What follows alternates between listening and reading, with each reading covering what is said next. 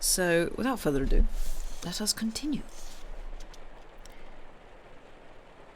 with Chapter 17, The Abbess' Cell.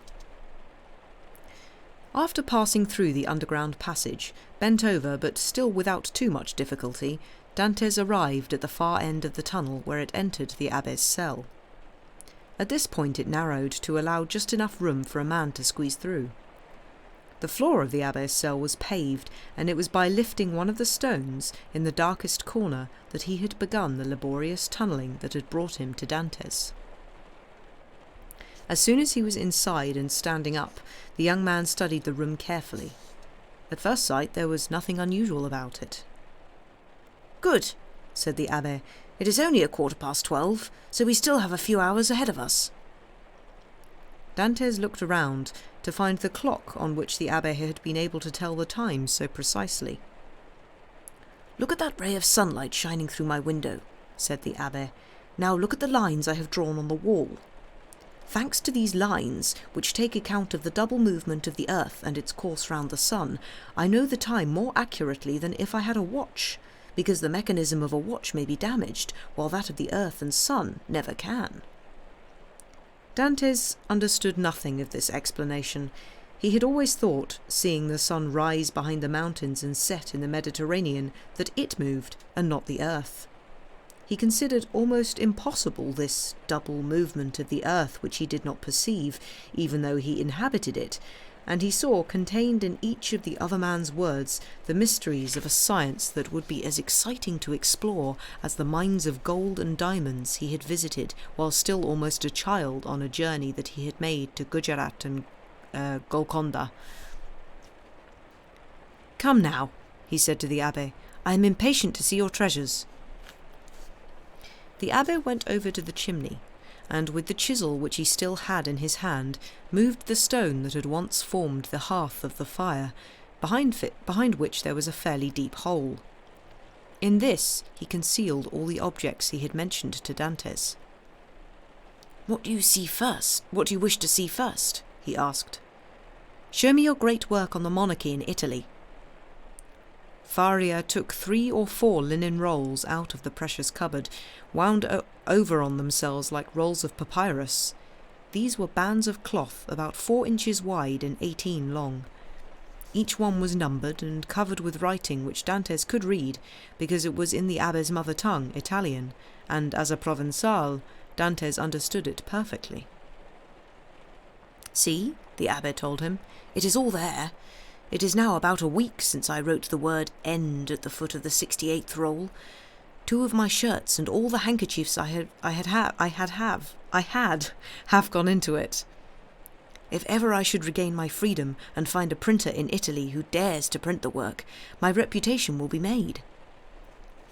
"Yes," said Dantes, "I can see. And now please show me the pens with which you wrote this work." "Look," said Faria, and showed the young man a small stick, 6 inches long and as thick as the handle of a paintbrush, at the end of which one of the fish bones that the Abbé had mentioned was tied with thread.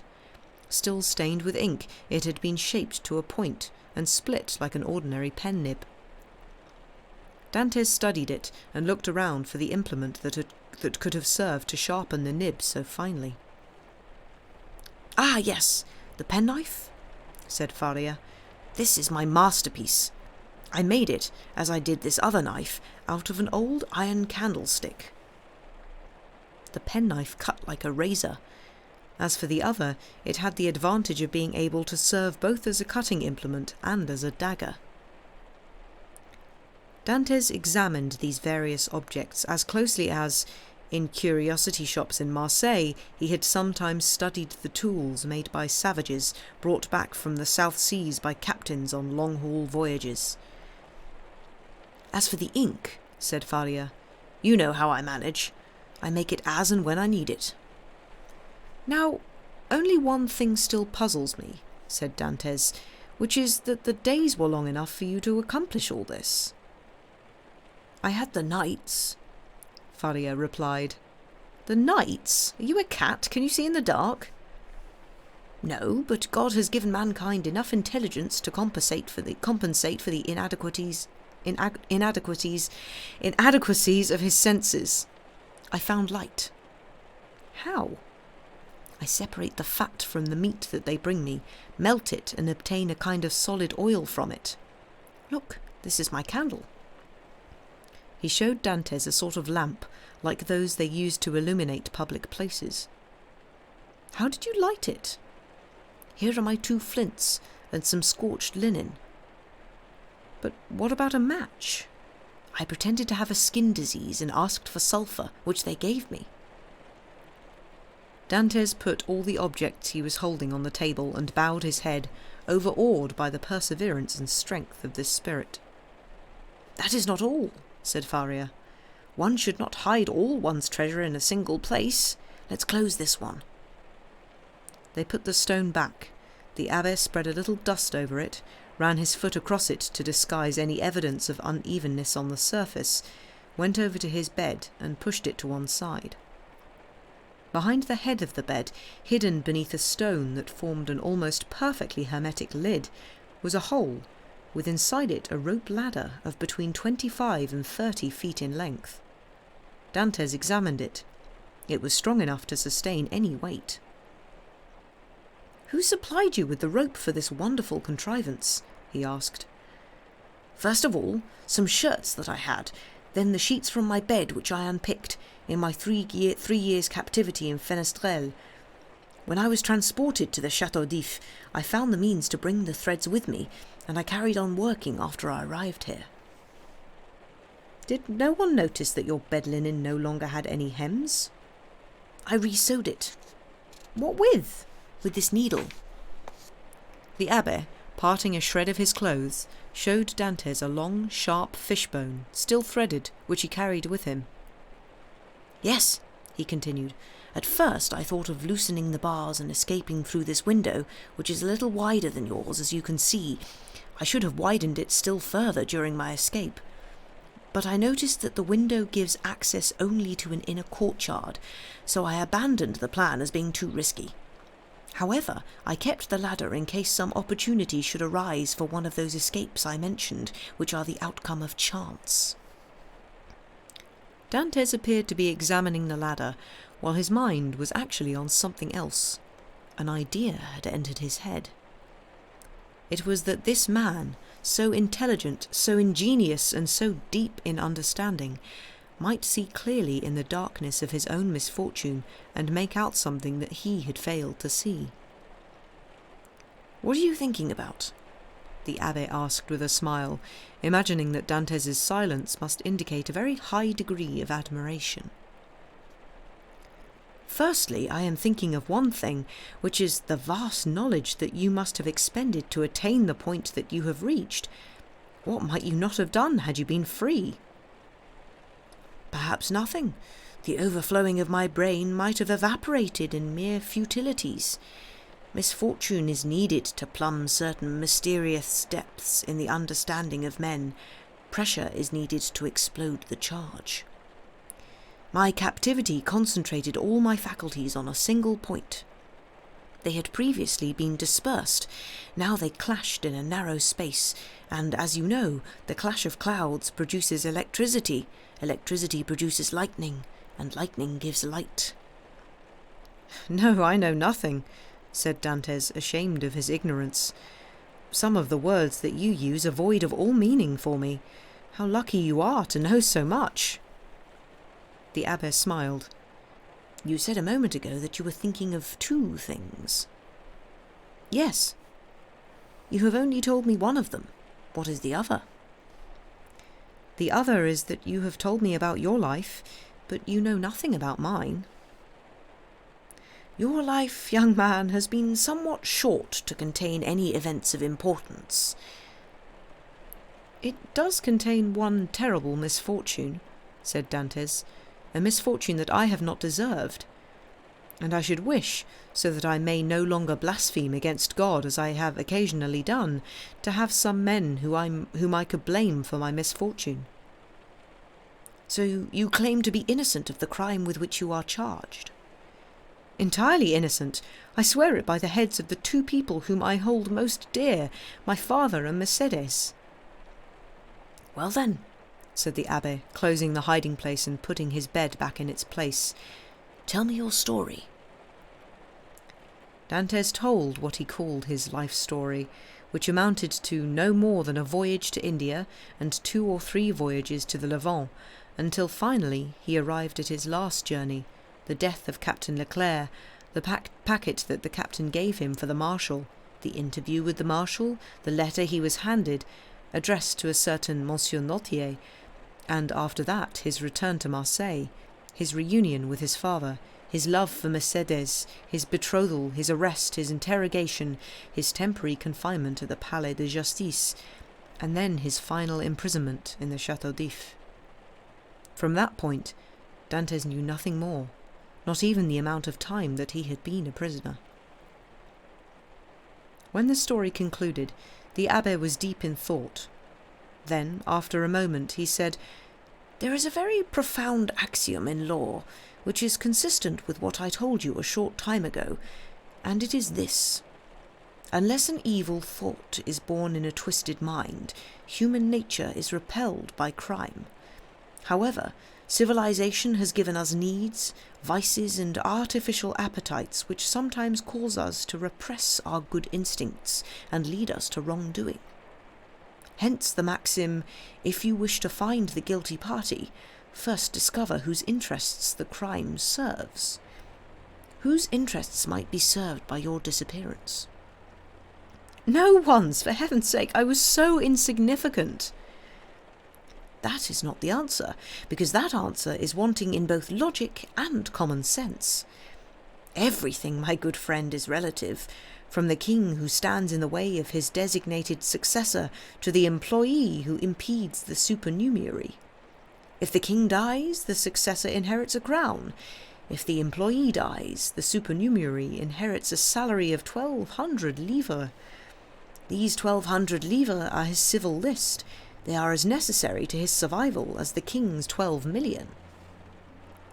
Every individual, from the lowest to the highest on the social scale, is at the centre of a little network of interests, with its storms and its hooked atoms like the worlds of Descartes, except that these worlds get larger as one goes up.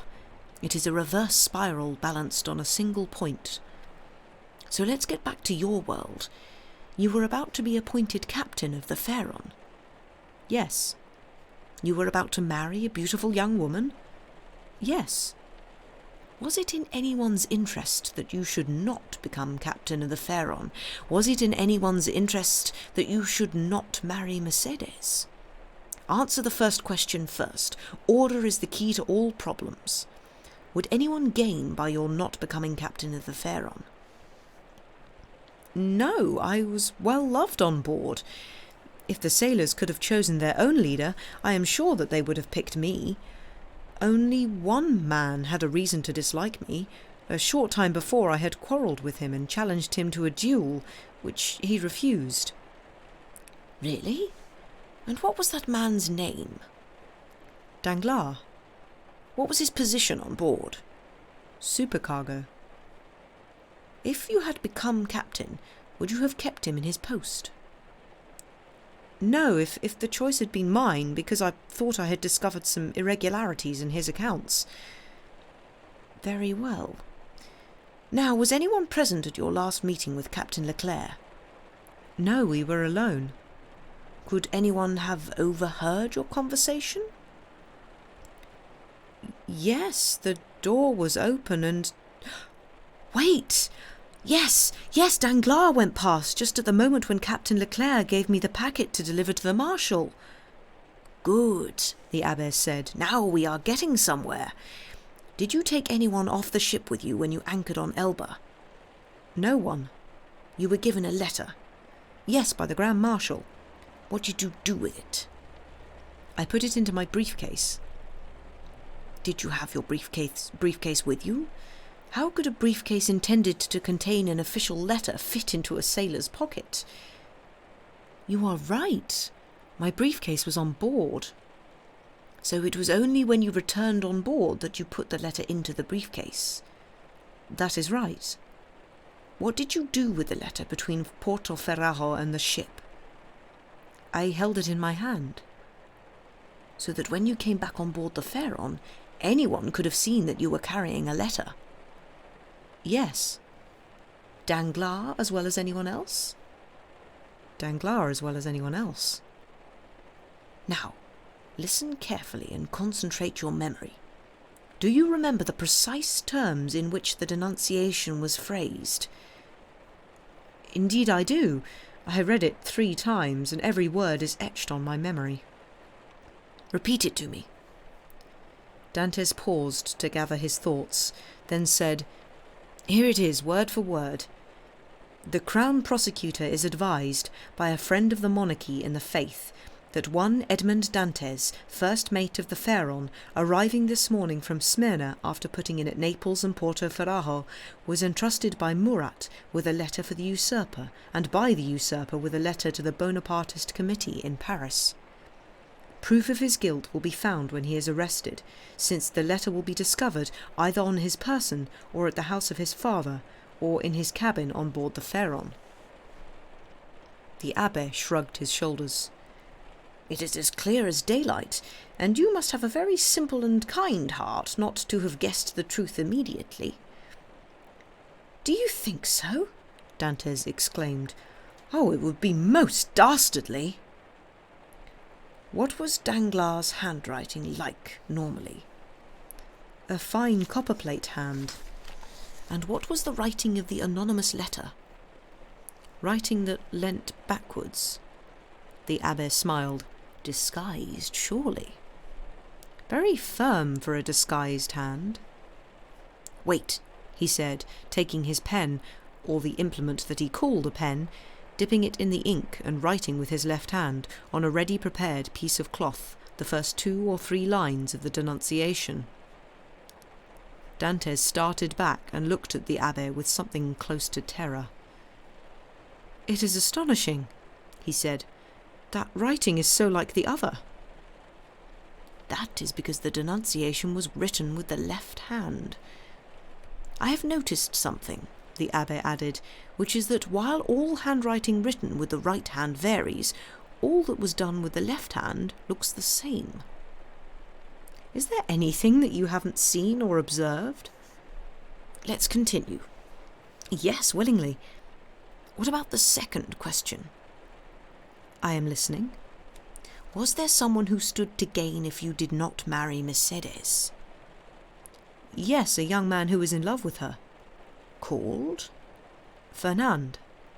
"A Spanish name?" "He is a Catalan." "Do you think him capable of writing this letter?" "No, he would have put a knife in me, quite simply." "Yes, that is like a Spaniard. A killing, certainly, but a cowardly act, no." "In any case," Dantès went on, "he knew none of the details which were in the denunciation." "You confided them to no one?" "No one." "Not even your mistress?" "Not even my fiancée." "It must be Danglars." "Now I am sure of it." "Wait. Did Danglars know Fernand?" "No. Or... yes, I remember—" "What do you remember?" 2 days before my wedding, I saw them sitting together at Père Pamphil's. Danglars was friendly and merry, Fernand pale and troubled." "Were they alone?" "No, they had someone else with them. Someone I know well, who had no doubt introduced them to each other, a tailor called Caderousse, but he was already drunk." Wait, how did I forget this?" "Near the table where they were drinking there was an inkwell, some paper and pens." Dantès drew his hand across his brow. "Oh, the villains! The villains!" "Do you want to know anything else?" the abbé said, smiling. "Yes, since you understand everything, since you can see everything clearly, I want to know why I was only interrogated once, why I was not given judges to try me, and why I have been condemned unheard." "Ah, there now," said the abbé, "that is rather more serious. Justice has dark and mysterious ways which are hard to fathom. So far, with your 2 friends, what we did was child's play. But on this other matter you must be as accurate as you can possibly be. You ask the questions because you truly seem to see into my life more clearly than I do myself. Who interrogated you? Was it the Crown Prosecutor, the Deputy, or the investigating magistrate? The Deputy. Young or old? Young, 26 or 27. Good. Not yet corrupt, but already ambitious, the Abbess said. What was his manner towards you? Kind rather than harsh. Did you tell him everything? Everything. Did his manner change in the course of the investigation? For a moment it changed, when he had read the letter that compromised me. He seemed to be overwhelmed by my misfortune. By your misfortune? Yes. Are you quite sure that it was your misfortune that he felt? He gave me every evidence of his sympathy, at any rate. In what way? He burned the only document that could compromise me. What was that? The denunciation? No, the other letter. Are you sure? I saw it with my own eyes. That's another matter. The man may be a deeper-dyed villain than you imagine. I swear you are frightening me, said Dantes. Is the world full of tigers and crocodiles, then? Yes, except that the tigers and crocodiles with 2 legs are more dangerous than the rest. Continue. Tell me more. Gladly. You say he burned the letter? Yes, and as he did so, said to me, "You see, this is the only proof against you, and I am destroying it." Such behaviour was too good to be true. Do you think so? I am certain. To whom was the letter addressed? To Monsieur Notier, 13 Rue Coqueron, Paris. Have you any reason to believe that your deputy had some reason to want this letter to disappear? Perhaps.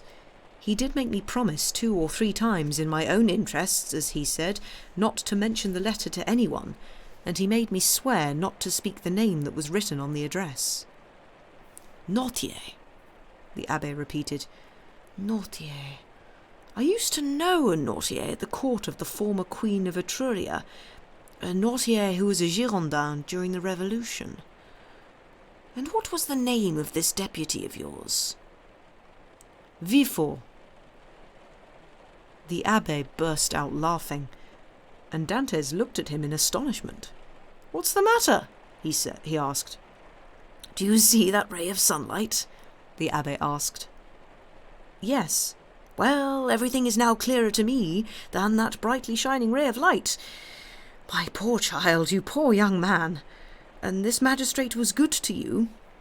"Yes." "This noble deputy burned the letter, destroyed it?" "He did." "This honest purveyor of souls to the dungeon made you swear never to speak the name of Notier?" "Correct." "This Notier, poor blind fool that you are, do you know who this Notier was?" "This Notier was his father." If a shaft of lightning had fallen at Dantes's feet and opened an abyss with hell in its depths, it would not have produced a more startling or electric or overwhelming effect on him than those unexpected words. He got up and clasped his head in both hands, as if to prevent it from bursting. His father? His father?" he cried. "Yes, his father, who is called Notier de Villefort," the Abbé said. At this, a devastating flash of light burst inside the prisoner's head, and the picture that he had not previously understood was instantly bathed in dazzling light. He recalled everything: Villefort's shilly-shallying during the interrogation, the letter he had destroyed, the promise he had elicited, and the almost pleading tone of the magistrate's voice, which, instead of threatening him, seemed to be begging. He gave a cry and staggered for a moment like a drunken man. Then, rushing to the opening that led from the Abbess' cell to his own, he exclaimed, "I must be alone to consider this." When he reached his dungeon, He fell on the bed, and it was there that the turnkey found him that evening, still sitting, his eyes staring and his features drawn, motionless and silent as a statue. During those hours of meditation, which had passed like seconds, he had made a fearful resolution and sworn a terrible oath. A voice roused Dantès from his reverie. It was the Abbé Faria, who, after being visited in his turn by the jailer, had come to invite Dantès to take supper with him. As a certified madman, above all as an entertaining madman, the old prisoner enjoyed certain privileges, among them that of having bread that was a little whiter than the rest, and a small jar of wine on Sundays. This happened to be a Sunday, and the abbé was asking Dantès to share his bread and wine. Dantès followed him. His expression had returned to normal, and his features were composed, but with a strength and firmness, as it were, that implied a settled resolve. The abbé looked closely at him. "I regret having helped you in your investigation and said what I did to you," he remarked. "Why is that?" Dantès asked. "Because I have insinuated a feeling into your heart that was not previously there, the desire for revenge." Dantès smiled and said, "Let us change the subject." The abbé gave him a further brief look, and sadly shook his head. Then, as Dantès had requested, he began to talk of other things.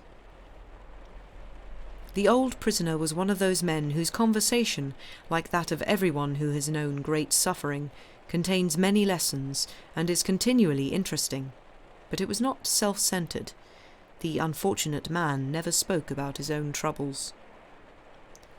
Dantès listened to every word with admiration.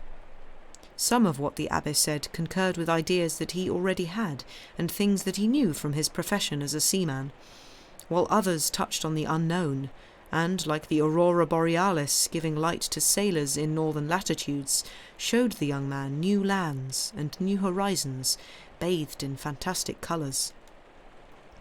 Dantès understood the happiness of an intelligence that could follow such a mind on the moral, philosophical, and social peaks where it habitually roamed. "You must teach me a little of what you know," he said, "if only to avoid becoming bored by my company. I now feel that you must prefer solitude to an uneducated and narrow-minded companion like myself. If you agree, I undertake not to mention escape to you again." The abbé smiled. "Alas, my child," he said, "human knowledge is very limited, and when I have taught you mathematics, physics, history, and the 3 or 4 modern languages that I speak, you will know everything that I know, and it will scarcely take me 2 years to transfer all this knowledge from my mind to yours." "2 years?" said Dantès. "Do you think I could learn all this in 2 years?" "In their application, no, but the principles, yes. Learning does not make one learned. There are those who have knowledge and those who have understanding. The first requires memory, the second philosophy." "But can't one learn philosophy?" "Philosophy cannot be taught. Philosophy is the union of all acquired knowledge and the genius that applies it. Philosophy is the shining cloud upon which Christ set his foot to go up into heaven." "Come then," said Dantès, "what will you teach me first? I am eager to begin. I am athirst for knowledge." "Everything, then," said the abbé. So that evening the 2 prisoners drew up an educational syllabus, which they began to carry out the following day. Dantès had a remarkable memory, and found concepts very easy to grasp. A mathematical cast of mind made him able to understand everything by calculating it, while a seafarer's poetry compensated for whatever was too materialistic in arguments reduced to dry figures and straight lines. Moreover, he already knew Italian and a little Romaic, which he had picked up on his journeys to the East. With these 2 languages, he soon understood the workings of all the rest, and after 6 months had started to speak Spanish, English, and German. As he promised Abbé Faria, he no longer spoke of escape. either because the enjoyment of study compensated him for his loss of freedom, or because, as we have seen, he would always keep his word strictly once he had given it, and the days passed quickly and instructively. After a year, he was a different man. As for Abbé Faria, Dantes noticed that, though the older man's captivity had been lightened by his presence, he grew more melancholy by the day. One pervasive and incessant thought seemed to plague his mind. He would fall into deep reveries, give an involuntary sigh, leap suddenly to his feet, cross his arms and pace gloomily around his cell. One day he stopped abruptly while pacing for the 100th time around his room and exclaimed, "Oh, if only there was no sentry!" "There need be no sentry if only you would agree to it," said Dantes, who had followed the train of thought inside his head as if there were a crystal window in his skull. "I have told you," the Abbé said, "I abhor the idea of murder." "Yet if this murder were to be committed, it would be through our instinct for self-preservation, through an impulse of self-defence."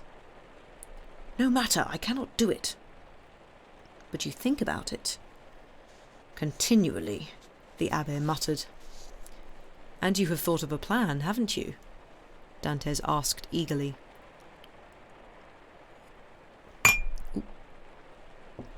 "Yes, if only we could station a blind and deaf sentry on that walkway." "He will be blind, he will be deaf," the young man said with a grim resolve that terrified the Abbé. "No, no," he exclaimed, "impossible!" Dantes wanted to pursue the subject, but the Abbé shook his head and refused to say anything more about it. 3 months passed. "Are you strong?" the Abbé asked Dantes one day. Without saying anything, Dantes took the chisel, bent it into a horseshoe, and then straightened it again. "Would you undertake only to kill the sentry as a last resort?" "Yes, on my honour." "Then we can carry out our plan," said the Abbé. "How long will it take?" "A year at least." "But we can start work?" "At once." "Look at that!" Dantes cries. "We have wasted a year." "Do you think it was wasted?" the Abbé asked. "Oh, forgive me, Edmund said, blushing. "Hush," said the Abbé. "A man is only a man, and you are one of the best I have ever encountered. Now, here is my plan." The Abbé showed Dantes a drawing he had made. It was a plan of his own room, that of Dantes and the passageway linking them. From the middle of this, he had drawn a side tunnel like those they use in mines. This would take the 2 prisoners beneath the walkway where the sentry kept guard. Once they had reached this, they would carve out a broad pit and loosen one of the paving stones on the floor of the gallery. At a chosen moment, this paving stone would give way beneath the soldier's feet, and he would fall into the pit. Dantes would jump on him as, stunned by his fall, he was unable to defend himself. He would tie him up and gag him, and the 2 of them, climbing through one window of the gallery, would go down the outside wall with the help of the rope ladder and escape.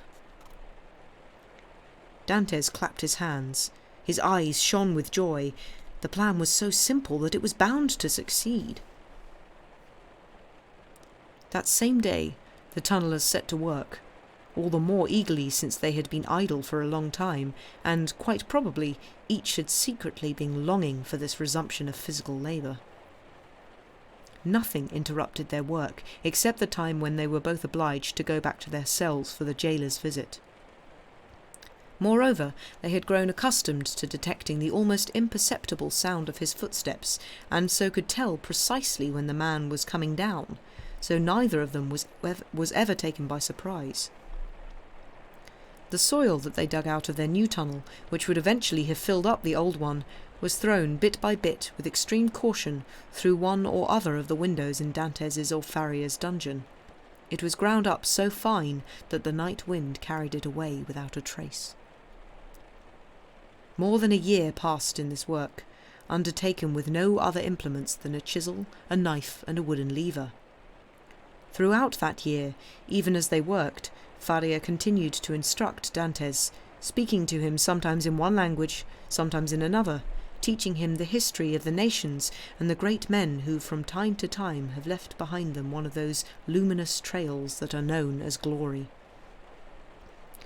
A man of the world and of high society, the Abbé also had a sort of melancholy majesty in his bearing, from which Dantes, endowed by nature with an aptitude for assimilation, was able to distill the polite manners that he had previously lacked, and an aristocratic air which is usually acquired only by association with the upper classes or by mixing with those of superior attainments. In 15 months the tunnel was complete. They had dug out a pit beneath the gallery and could hear the sentry passing backwards and forwards above them. The two workmen, who were obliged to wait for a dark and moonless night to make their escape more certain, had only one fear, that the floor might give way prematurely under the soldiers' feet.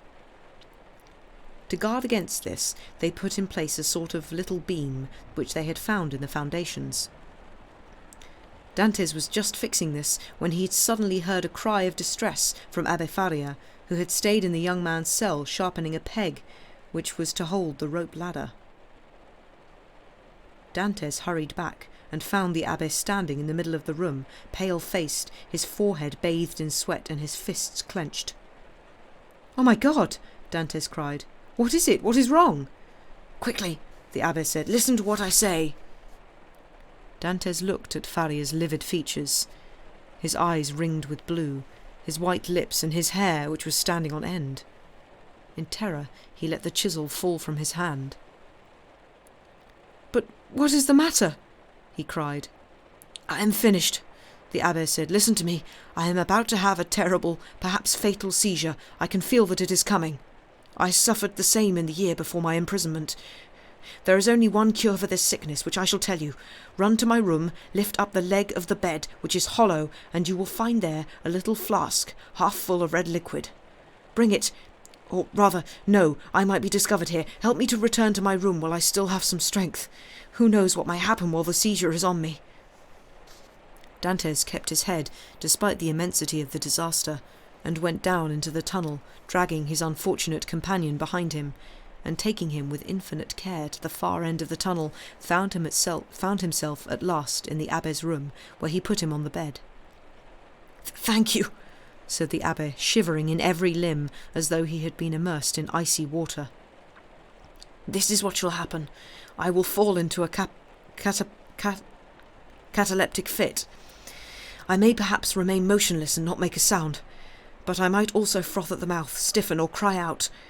Try to ensure that my cries are not heard. This is important, because otherwise they may take me to another room and we should be separated forever.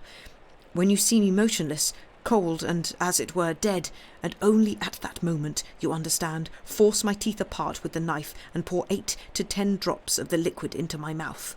In that case, I may perhaps revive."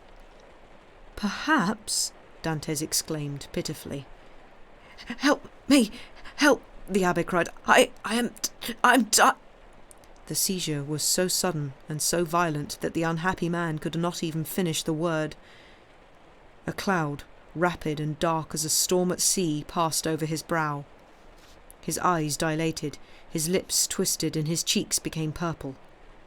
He thrashed, foamed, roared, but as he had been instructed, Dantes stifled the cries beneath the blanket. The fit lasted 2 hours.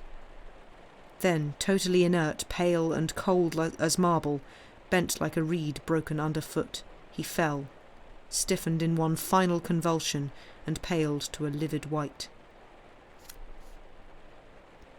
Edmund waited for this semblance of death to invade the whole body, and chill it to the very heart.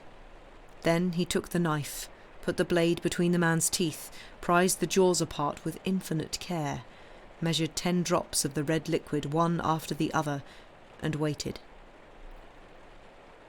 An hour passed without the old man making the slightest movement. Dantes feared that he might have waited too long, and sat, clasping his head in both hands, looking at him. Finally a slight colour appeared on the old man's lips. The look returned to his eyes, which had remained open but blank throughout. He uttered a faint sigh and moved slightly. "Saved! He is saved!" Dantes cried. The sick man still could not speak, but with evident anxiety he held out his hand towards the door. Dantes listened and heard the jailer's steps. It was almost 7 o'clock, and Dantes had not been able to take any account of time. He leapt to the opening, dived into it, pulled the paving stone back behind him, and went back to his cell. A moment later his own door opened, and the jailer, as usual, found the prisoner sitting on his bed. No sooner was his back turned, and the sound of his footsteps receding down the corridor, than Dantes left his food uneaten, and, a prey to terrible anxiety, went back down the tunnel, pushed up the stone with his head, and returned to the Abbé's cell. The Abbé had regained consciousness, but was still stretched on his bed, motionless and exhausted.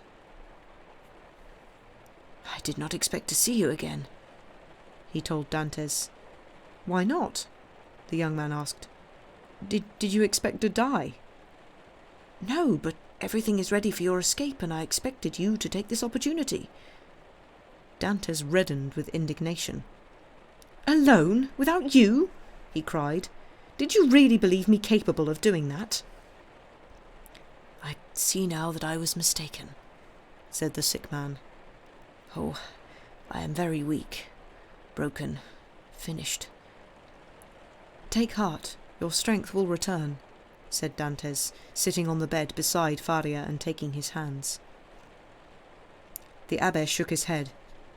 "Last time the fit lasted half an hour, and after it I felt hungry and got up by myself. Today I cannot move my right leg or my right arm. My head is muddled, which proves there is some effusion on the brain. The third time I shall either remain entirely paralyzed, or I shall die at once." No, don't worry, you shall not die. If you do have a third fit, it will be in freedom. We shall save you as we did this time, and better than this time, because we shall have all the necessary help." "My friend," the old man said, "do not deceive yourself. The blow that has just struck me has condemned me to prison forever. To escape, one must be able to walk." "We shall wait a week, a month, 2 months if necessary. During this time your strength will return. Everything is ready for our escape, and we are free to choose our own time. When the day comes that you feel strong enough to swim, then we shall carry out our plan." "I shall never swim," said Faria. "This arm is paralyzed. Not for a day, but forever. Lift it yourself. Feel its weight." The young man raised the arm, which fell back, inert. He sighed. "You are convinced now, Edmund, aren't you? Believe me, I know what I am saying. Since the first attack of this sickness, I have thought about it constantly. I was expecting this, because it is a hereditary illness. My father died on the third attack, and so did my grandfather. The doctor who made up this potion for me, who is none other than the celebrated Cabani, predicted the same fate for me." "The doctor was wrong," Dantes exclaimed. "As for your paralysis, it does not bother me. I shall take you on my shoulders and support you as I swim." "My child," the Abbé said, "you are a seaman, you are a swimmer, and you must know that a man carrying such a burden could not swim 50 strokes in the sea. You must not let yourself pursue phantoms which do not deceive even your generous heart. I shall remain here until the hour of my deliverance, which can no longer be any other than the hour of my death. As for you, flee, be gone. You are young, agile and strong. Do not bother about me. I release you from your oath." "Very well," said Dantes. "Then I too shall remain." And, standing up and solemnly extending his hand above the old man's head, I swear by the blood of Christ that I shall not leave you until your death." Faria looked at the young man. So noble, so simple, so exalted, and read the sincerity of his affection and the fidelity of his vow on a face that was lit with an expression of the purest devotion. "Very well," he said. "I accept. Thank you." Then, holding out his hand, he added, "You may perhaps be rewarded for your disinterested devotion, but as I cannot, and you will not, escape, we must block the underground passage beneath the gallery. The soldier might notice the hollow sound of the place we have excavated as he walks there, and call for an inspector. In that event we should be discovered and separated. Go and do this. Unfortunately, I cannot help you. Spend all night at the task if necessary, and do not return until tomorrow morning, after the jailer's visit. I shall have something important to tell you." Dantes took the Abbé's hand. He was reassured with a smile, and he left, in a spirit of respectful obedience and devotion to his old friend.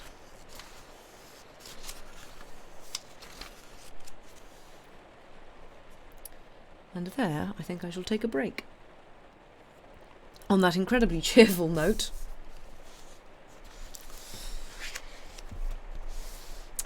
yeah. Poor Abbé. Yay. Yep. Oh, good night, Syl. Sleep well. Thank you for being here. Also, hello, Rekka. Nice to see you. Sorry we left that on such a depressing note, Syl. But yes, I will take us to a break, and I hope everybody can stretch, cycle your fluids, I don't know, anything else, and we'll see you back in about 5 minutes. Goodbye for now.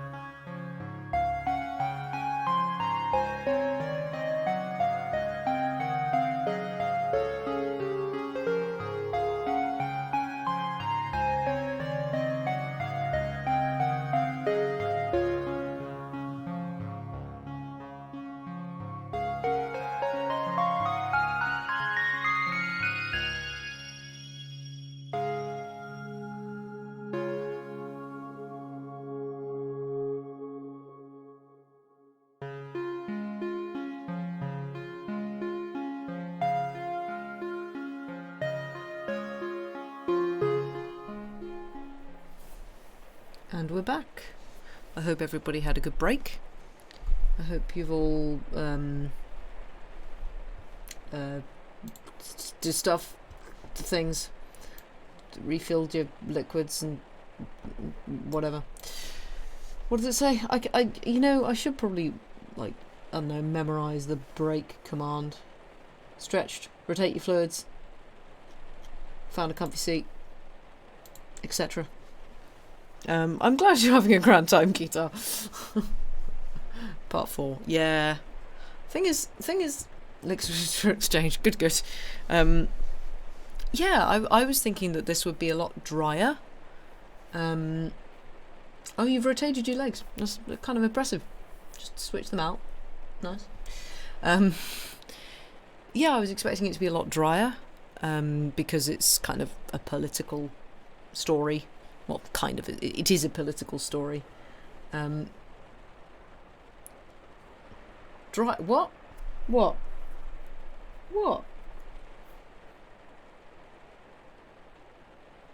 Did I accidentally make a joke and not realise?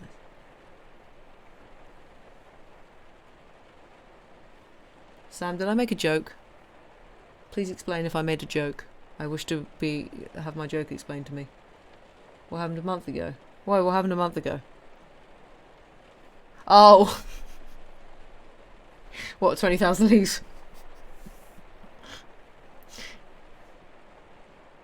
Oh, sorry, Sam. Look, not everything is about your laptop, okay? I mean, yep, rest in peace. In very damp peace. But we've moved on. You may have not. That's kind of fair enough. Sorry. Anyway, I'll stop making jokes. Yeah, I was expecting it to be. See, now I can't think of another word for it. Thanks, Sam. Just, yeah, less sort of rip-roaring adventure. Because it sort of gets through a lot in not actually that many chapters. There are definitely authors who take a heck of a lot longer, Dickens, to like explain political situations, or like, I mean, yeah, Dickens is another one. Like imprisonment goes through a long old while of sort of explaining that and exploring that. Not that Dickens is any worse an author. I also love Dickens, just a different style of writing. But yeah, I was expecting more of that, more of kind of, well, this is how the political situation was here, and I'm going to very in sort of Jules Verne or Herman Melville style, I'm going to explain every tiny minutiae of what's going on here before I actually get to the story. Was kind of expecting that kind of thing, and it's not. It feels very much character focused, which for a book this size I wasn't expecting, and I'm genuinely really enjoying it. And I think, yeah, I don't know which translation this is actually, because yeah, it's really good. Robin Buss, I think. No, that can't be right. Might be. There's a note in like the one of the front pages here that goes, "The moral right of the translator has been asserted," which I find quite amusing. Yeah, I don't actually know which translation it is. I'll have to find it. But yeah, I think it's really good. But yes, we continue. I think, just as a heads up, I won't be going till 12 tonight because I've got to get up in the morning. But yeah, we'll see how we go. Might go till sort of 11:30, something like that, at the latest. But once I stop molting over the book, oh god, flipping Roman numeral chapter headings again. Right, we continue with chapter 18, The Treasure. The following morning, when Dantes returned to the cell of his fellow prisoner, he found him sitting up, his face calm. In the sole ray of light that penetrated through the narrow window of his cell, He was holding something in his left hand, the only one, it will be remembered, that he could still use. It was an open sheet of paper which had been so long tightly rolled up that it was still resistant to being flattened. Saying nothing, he showed it to Dantes. "What is this?" the young man asked. "Look carefully," the abbess said with a smile. "I am looking as carefully as I can, and see nothing except a piece of paper, half consumed by fire, with Gothic characters written on it in some unusual kind of ink." "This paper, my friend," said Faria. "I can now confess everything to you, since I have tested you. This paper is my treasure, and from today half of it belongs to you." Dantes felt a cold sweat on his forehead. Until now, and for how long, he had refrained from speaking with Faria about this treasure, the origin of the charge of madness levelled against the poor abbé. With instinctive tact, Edmund preferred not to touch on this tender spot, and Faria, for his part, had said nothing.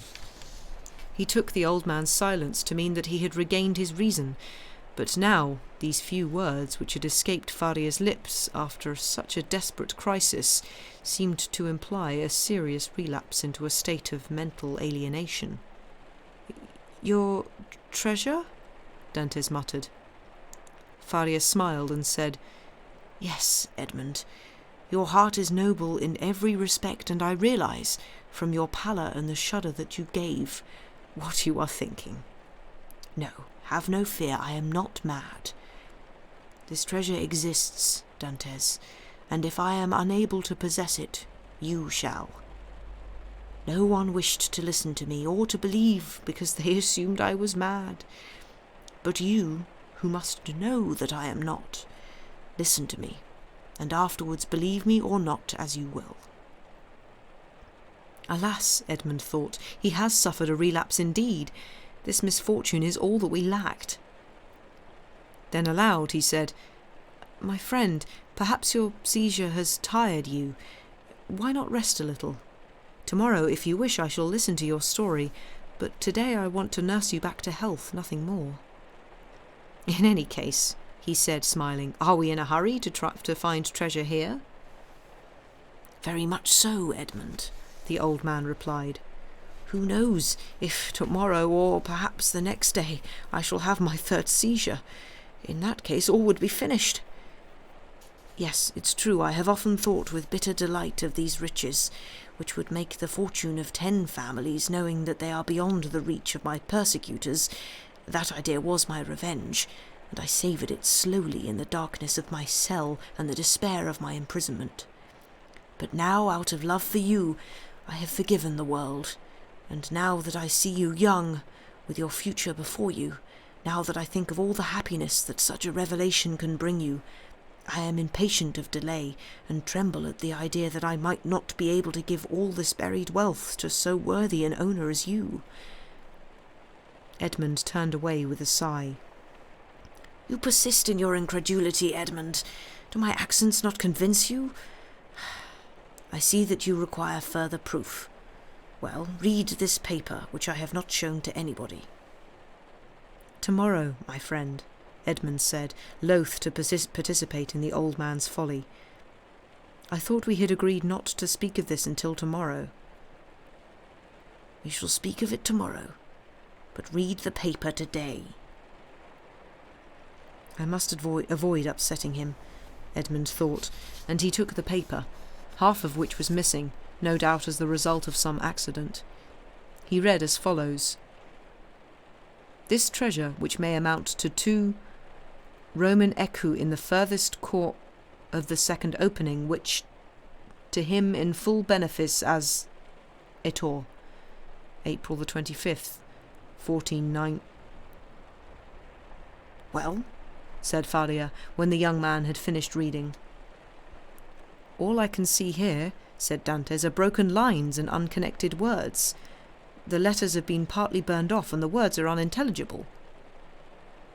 "To you, my friend, reading them for the first time, But to me, when I have gone pale, bending over them night after night, reconstructing each sentence, completing each thought... And you think you have found the intended meaning? I am sure of it. Judge for yourself. But first let me tell you the history of this piece of paper. Hush, Dantes cried. Footsteps. Someone is coming. I must go. Farewell. And, happy at this opportunity to avoid the story and an explanation that would surely have confirmed his friend's malady, he slid like a viper through the narrow passage, while Faria, roused to febrile activity by terror, pushed back the stone with his foot and covered it with a cloth, so as to hide the disturbance in the dust which he had not had time to conceal. His visitor was the governor, who, having learned of Faria's accident from the jailer, had come to judge for himself how serious it was. Faria received him sitting down, was careful to avoid any compromising movement, and managed to conceal the deadly paralysis that had already stricken one half of his body. He was afraid that the governor might take pity on him and put him in some more healthy cell, thus separating him from his young companion. Luckily, this was not the case, and the governor left, convinced that this poor madman, for whom in the depths of his heart he felt some degree of affection, was only suffering from a slight indisposition. Meanwhile, Edmund was sitting on his bed with his head in his hands and trying to collect his thoughts. Since he had first met Faria, everything about the man had spoken of such reasoning, such grandeur, such logical consistency that he could not understand how this supreme wisdom over all others could be combined with unreason about this one single matter. Was it that Faria was wrong about his treasure, or that everyone else was wrong about Faria? Dantes remained in his cell the whole day, not daring to return to his friends. In this way he was trying to delay the moment where he would learn for certain that the Abbé was mad. Such a certainty would be appalling to him. Towards evening, however, after the time of the jailer's customary visit, when the young man did not return, Faria tried to make his way across the space between them. Edmund shuddered on hearing the old man's painful efforts to drag himself along. His leg was immobile, and he could not use one of his arms. Edmund was obliged to pull him into his cell, because he could never otherwise have managed to force himself through the narrow opening by his own efforts. "As you see, I am absolutely pitiless in my pursuit of you," he said with a radiant smile, full of benevolence. "You thought you could escape my lavish generosity, but you will not. So listen." Edmund saw that there was no backing away, and made the old man sit down on his bed, taking up a place next to him on his stool. "You know that I used to be a secretary, the intimate and the friend of Cardinal Spada, last prince of that name. To this worthy lord I owe all the happiness that I have tasted in this life. He was not rich, even though his family's wealth was proverbial, and I have often heard people say, as rich as a Spada. But, like the proverb, he lived on this reputation for opulence. His palace was paradise to me. I taught his nephews, who died, and when he was alone in the world, I repaid him for all that he had done for me during the previous 10 years by my absolute dedication to fulfilling his every wish. The Cardinal's house soon held no secrets for me. I had often seen Monseigneur at work, consulting ancient books and eagerly hunting through the dusty old family papers. One day, when I reprimanded him for vainly losing sleep and for the exhaustion that followed his late nights, he gave me a bitter smile and opened a book on the history of the city of Rome. There, at the 20th chapter in the life of Pope Alexander VI, I read the following lines, which I have never forgotten. The great wars in the province of Romagna were ended. Cesare Borgia, having completed his conquests, was in need of money to purchase the whole of Italy. The Pope also needed money if he was to have done with Louis XII, King of France, who was still a threat despite his recent defeats. It was essential for him to speculate successfully, and this was no longer easy in the poor, exhausted land of Italy. His Holiness had an idea. He resolved to create 2 cardinals.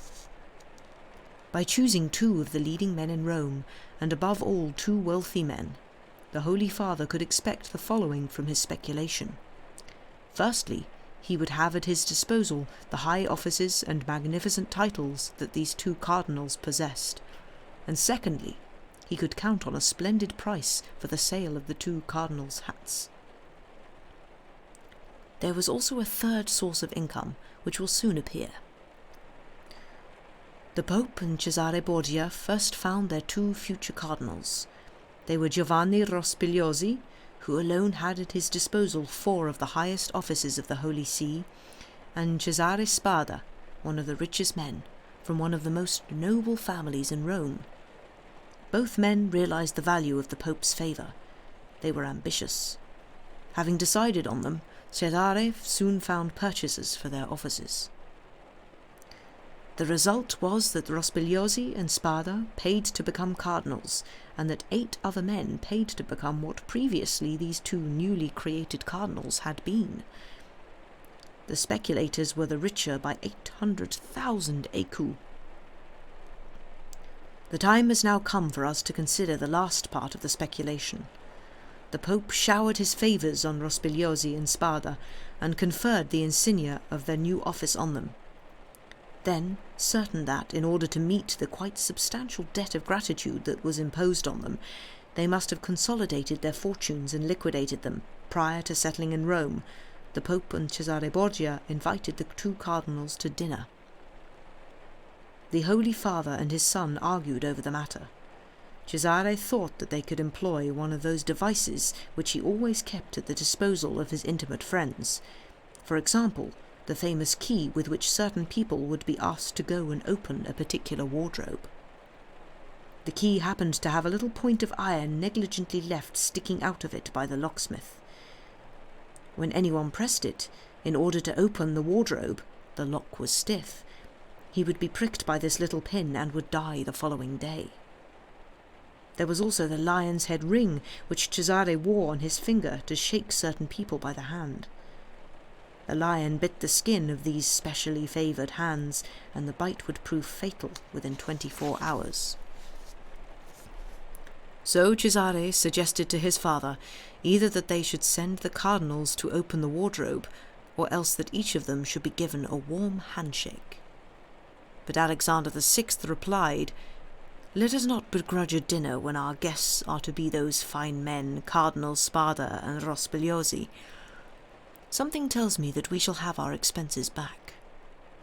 "In any case, Cesare, you are forgetting that indigestion strikes immediately, while a prick or a bite takes a day or 2 to work." Cesare was won over by this argument, so that is how the 2 cardinals were invited to dinner. The tables were laid in the vineyard that the Pope owned near San Pietro in Vincola, at a charming residence which the cardinals knew very well by repute. Rospigliosi, bemused by the dignity of his new office, prepared his belly and his most agreeable countenance. Spada, a cautious man who loved only his nephew, a young captain with the brightest prospects, took paper and a pen to make his will. He then sent word to his nephew to wait for him close to the vineyard, but it appears that the servant could not find the young man. Spada knew the significance of such invitations. From the time when Christianity, that great influence, brought enlightenment to Rome, it was no longer a matter of a centurion who would come from the tyrant and announce, "Caesar wishes you to die." Now it was a legate who arrived, with a smile on his lips, bringing the message from the Pope, "His Holiness wishes you to dine with him." Around 2 o'clock, Spada left for the vineyard where the Pope was expecting him. The first person who met his eyes was his own nephew, elegant and finely dressed, the object of Cesare Borgia's affectionate attentions. Spada paled, and Cesare, casting him a glance full of irony, let him know that he had anticipated everything, and that the trap had been carefully set. They dined. Spada found the opportunity only to ask his nephew whether he had received the message. The nephew replied that he had not, and he fully appreciated the sense of the question. It was too late, for he had just drunk a glass of excellent wine set aside for him by the Pope's vintner.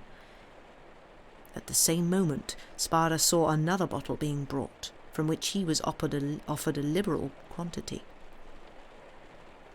An hour later, a doctor declared that both of them had been poisoned by some lethal mushrooms. Spada died at the entrance to the vineyard, while the nephew breathed his last at his own door, making a sign to his wife which she did not understand. Cesare and the Pope at once hastened to seize hold of the inheritance, under the pretext of looking for some papers left by the dead men.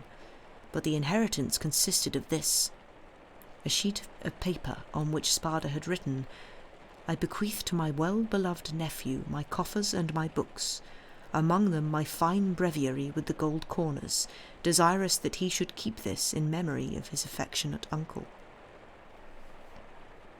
The heirs looked everywhere, admired the breviary, seized the furniture, and were astonished that Spada, that rich man, was in fact the poorest of uncles.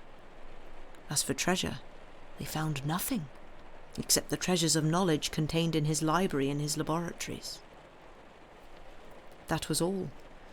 Cesare and his father hunted, ransacked, and kept watch, but found nothing, or at least very little. Perhaps 1,000 écus worth of plate, and perhaps the same amount in silver coin. But the nephew had had time to tell his wife, "Look among my uncle's papers. There is a true will." They probably searched even more assiduously than did the noble heirs. All was in vain. All that remained were 2 palaces and a vineyard behind the Palatine Hill. At that time, landed property was of relatively little value, so the two palaces and the vineyard were left to the family, as being beneath the rapacity of the Pope and his son. Months and years passed. Alexander VI died, poisoned by a misunderstanding which you know of. Cesare, poisoned at the same time as the Pope, escaped with a change of skin, like a snake, putting on a new covering on which the poison had left stains such as one sees on the fur of a tiger. Finally, forced to leave Rome, he died in an obscure nighttime brawl which history has barely troubled to record. After the death of the Pope and his son's exile, most people expected the family to resume the princely style of life that it had known in the days of Cardinal Spada, but this was not the case. The Spadas continued in an ambiguous state of moderate comfort, and a lasting mystery shrouded this grim affair. The rumour was that Cesare, a more subtle politician than his father, had purloined the fortune of both cardinals from the Pope. I say both, because Cardinal Rospigliosi, who had taken no precautions, was completely dispossessed. "So far," Faria said, interrupting with a smile, "this does not seem to you too devoid of sense, does it?" "My friend," said Dantes, "on the contrary, I feel I am reading a fascinating piece of history. Please continue." "I shall do so. The family grew accustomed to its obscurity. Years passed, and among the descendants of Cardinal Spada, some became soldiers, some diplomats, some men of the church, some bankers, some became rich, others ended in poverty. I now come to the last of the family, the Count Spada, whose secretary I was. I had often heard him complain that his wealth was disproportionate to his rank, so I advised him to invest what little he had in annuities. He did so, and thus doubled his income. The celebrated breviary had remained in the family, and it was Count Spada who owned it. It had been passed down from father to son, because the strange clause in the only will that had been found had made this a veritable relic, to be preserved in the family with superstitious veneration. It was decorated with the finest Gothic illuminations, and so heavy with gold that a servant always carried it before the cardinal on solemn occasions. At the sight of the papers of all sorts, titles, contracts, parchments, which were kept in the family archives, and which all came from the poisoned cardinal, I began to peruse these massive bundles, just as 20 servants, 20 stewards, and 20 secretaries had done before me. Despite the energy and devotion that I gave to my research, I found nothing. However, I had read, I even wrote one myself, a precise, almost day-by-day history of the Borgias, for no other reason than to discover whether these princes had acquired any additional fortune on the death of my cardinal, Cesare Spada, and I only noted the addition to their riches of the money belonging to Cardinal Rospigliosi, his companion in misfortune. In this way, I was almost certain that neither the Borgias nor the family had benefited by the inheritance, but that it had remained ownerless, like those treasures in the Arabian Nights which sleep beneath the earth, guarded by a genie. Over and over, 1,000 times I searched, I counted, I calculated the family's income and expenses for the past 300 years, all to no avail. I remained in my ignorance, and the Count of Spada in his poverty. My master died. From his annuity he had held back his family papers, his library of 5,000 volumes and his famous breviary. He bequeathed all this to me, with 1,000 Roman écus which he had in cash, on condition that I had a mass said for him on the anniversary of his death, and that I drew up a genealogical tree and a history of the House of Spada. All of which wishes I carried out to the letter. Be patient, dear Edmund, we are near the end.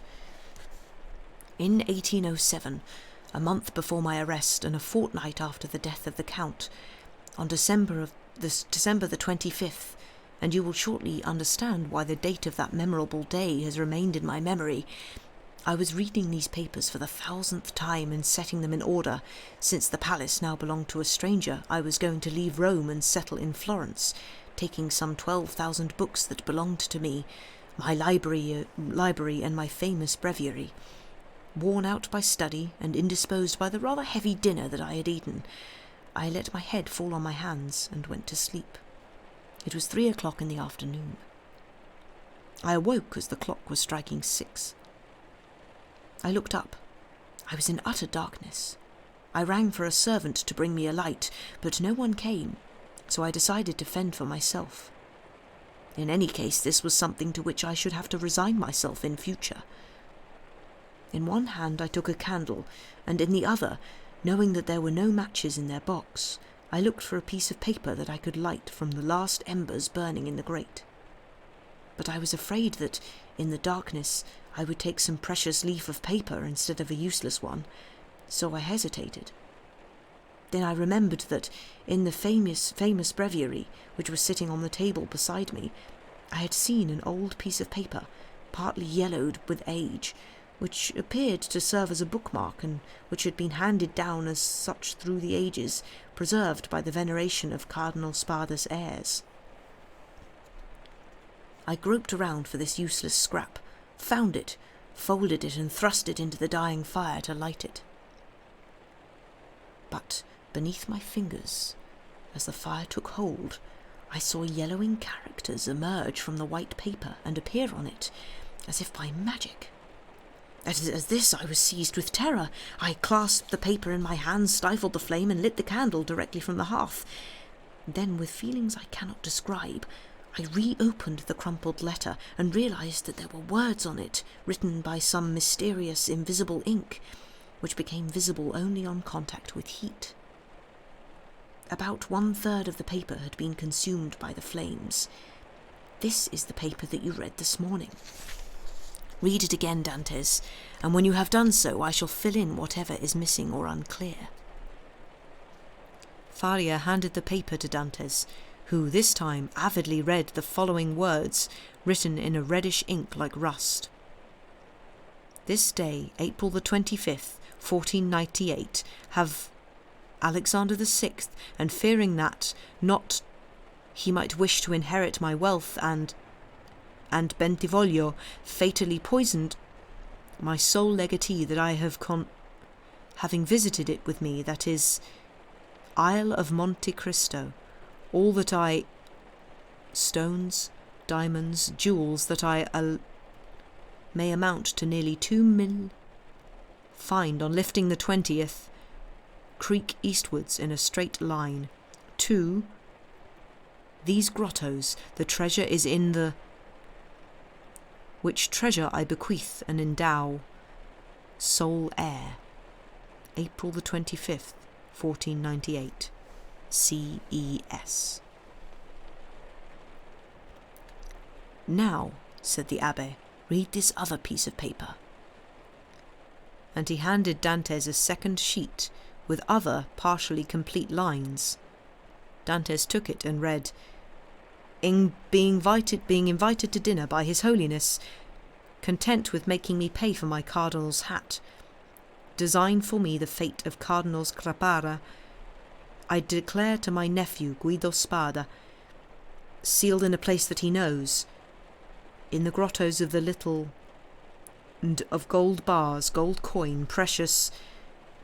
one know of the existence of this treasure which I on Roman ecus, and that he will rock starting from the little openings have been made in furthest corner away from the second, to him in full benefice as my Are Spada. Faria watched him intently. And now, he said, when he saw that Dantes had reached the bottom line, put the 2 fragments together and judge for yourself. Dantes obeyed. When he put the 2 fragments together, they made up the following. This day, April the 25th, 1498, having been invited to dinner by His Holiness Alexander VI, and fearing that, not content with making me pay for my cardinal's hat, he might wish to inherit my wealth, and design for me the fate of Cardinals Grappara and Bentivoglio, fatally poisoned, I declare to my nephew Guido Spada, my sole legatee, that I have concealed in a place that he knows, having visited it with me, that is in the grottos of the little isle of Monte Cristo, all that I owned of gold bars, gold coin, precious stones, diamonds, jewels, that I alone know of the existence of this treasure, which may amount to nearly 2 million Roman ecu, and that he will find on lifting the 20th rock, starting from the little creek eastwards in a straight line. 2 openings have been made in these grottos. The treasure is in the furthest corner away from the second, which treasure I bequeath and endow to him in full benefice as my sole heir. April the 25th, 1498. Cesare Spada. Now finally, do you understand? Asked Faria.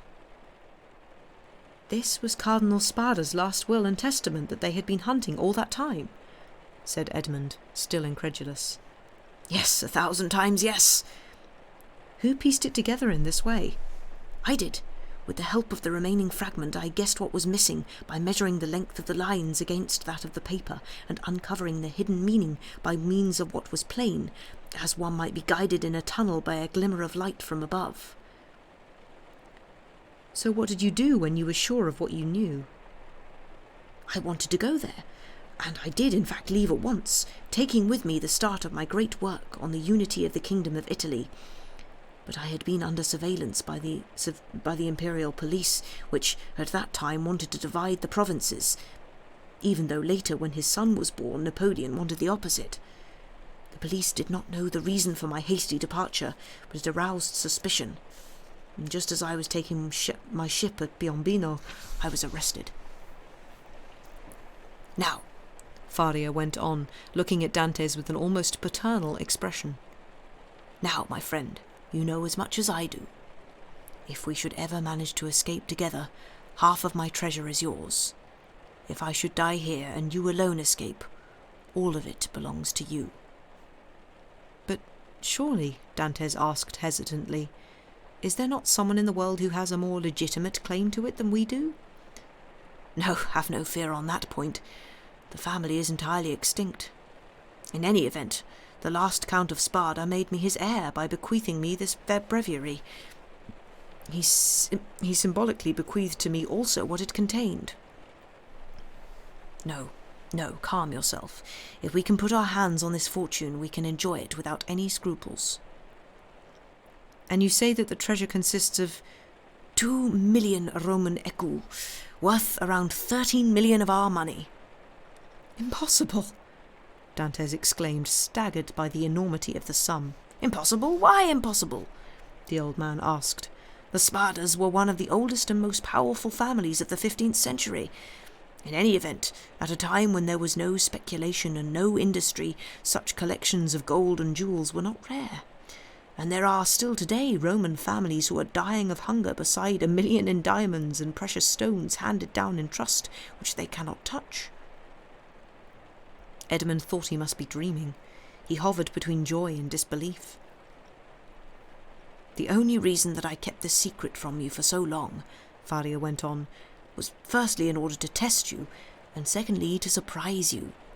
If we had escaped together before my cataleptic fit, I should have taken you to Monte Cristo. Now, he added, sighing, you will have to take me. Well, Dantes, aren't you going to thank me? This treasure is yours, my friend, said Dantes. It belongs to you alone, and I have no right to it. We are not related. You are my son, Dantes, the old man cried. You are the child of my captivity. My priestly office condemned me to celibacy. God sent you to me, both to console the man who could not be a father, and a prisoner who could not be free. And he held out his good arm to the young man, who fell weeping on his breast.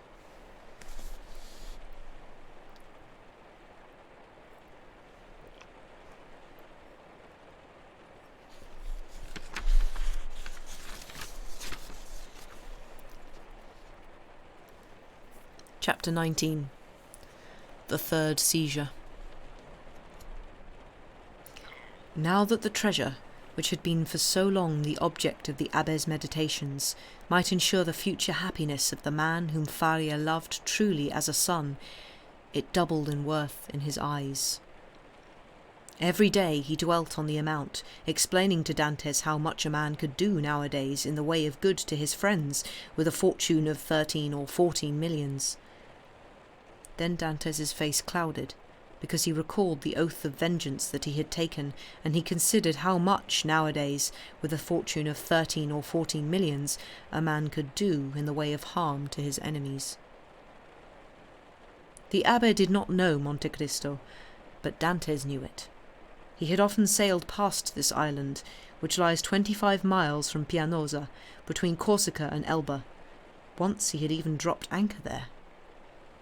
This island had always been, and is still utterly deserted. It is a rock of almost conical shape, which appears to have been thrown up by some volcanic cataclysm from the depths to the surface of the sea. Dantes made a plan of the island for Faria, and Faria gave Dantes advice on the best way to recover the treasure. But Dantes was considerably less enthusiastic, and above all less confident than the old man. Admittedly, he was now quite certain that Faria was not mad, and the means by which he had arrived at the discovery that had made others believe him insane only added to Dantes's admiration for him. But he could also not believe that the cash, assuming that it had ever existed still, and while he did not consider the treasure as a chimera, he did at least think of it as absent. However, as if destiny wanted to deprive the prisoners of their last hope and let them know that they were condemned to prison for life, a new misfortune struck. The gallery beside the sea, which had been crumbling for many years, was rebuilt, and the stone courses were repaired, and the hole that had already been half excavated by Dantes was filled with huge blocks of stone.